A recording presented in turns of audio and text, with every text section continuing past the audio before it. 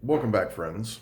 This is Dan here, North Node Astrology. It's been a minute since I put anything up and was working on a project that has now since eaten itself. So I thought I'd come to you on this new moon in Cancer at 14 degrees in my home sign of Cancer. And here I'm sitting in the little breakfast nook and having some coffee. I know it's a little later in the day, but there was a gentleman doing lawn maintenance for, I don't know, 2.5 hours. Before it gets really hot here, it's going to be almost 100 degrees there in North Carolina this morning or today. So there's a lot of backwards, forwards things going on. You got Pluto is retrograde, Saturn's retrograde, Neptune's retrograde. The latter of the two are in Pisces.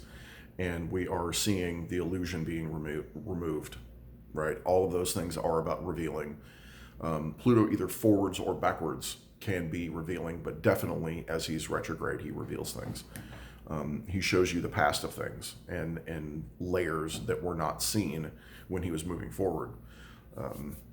The moon and the sun in Cancer, for the new moon chart, are ruled by Mercury, that is in Leo.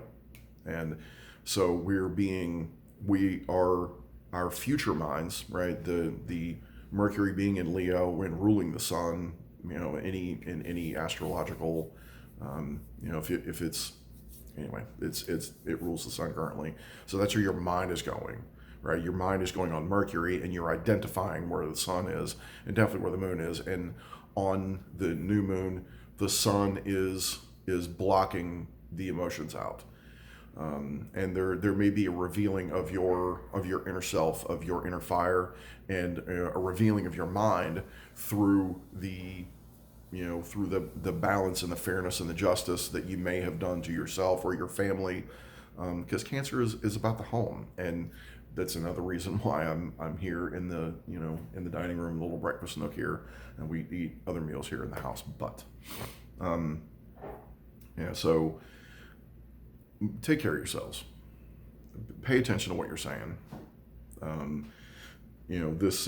This transit chart is a Sagittarius rising, so the third house for that is going to be Aquarius, and so you're going to have to be able to move forward, get over it. Not necessarily get over it. Maybe that was a bit of a misnomer, but figure out how to get close enough, because you don't have to worry about making it magic, right? Because that's Pisces, and that can happen right now. But because Neptune and Saturn are both retrograde in that sign, we are pulling that back. We are being shown what's going on at home and in our inner selves, and our peak ideals are being exposed. So I've had a lot of mental and emotional realizations about things. And that's one of the reasons why I'm back here doing this and doing it where I'm doing it. I had all this concept of needing to be somewhere else, but while Uranus is in Taurus, right, Venus is still in Cancer, so that's still ruling it, right?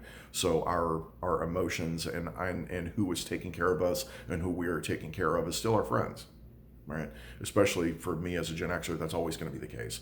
And out there in the world, you've probably noticed that your friends are now more family than your relatives are, and that's why I use those specific words, relatives versus family, because you know who your family is. You may not know who your relatives are, right?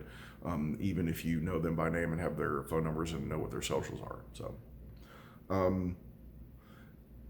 take a step back, look at what's going on, pay attention to where you are, and think about what's been going on around you. And think about what you're creating. Are you creating an emotionally safe space for yourself, and that others can thrive in and grow in, and that you can continue to build? And if that's not what's being built around you, you need to question yourself and question who is around you. But obviously, the more aggressive that is, you may end up breaking things, because Pluto will dip back into Capricorn in September, And between now and then, we have to make sure that we're going to be good to go when that happens.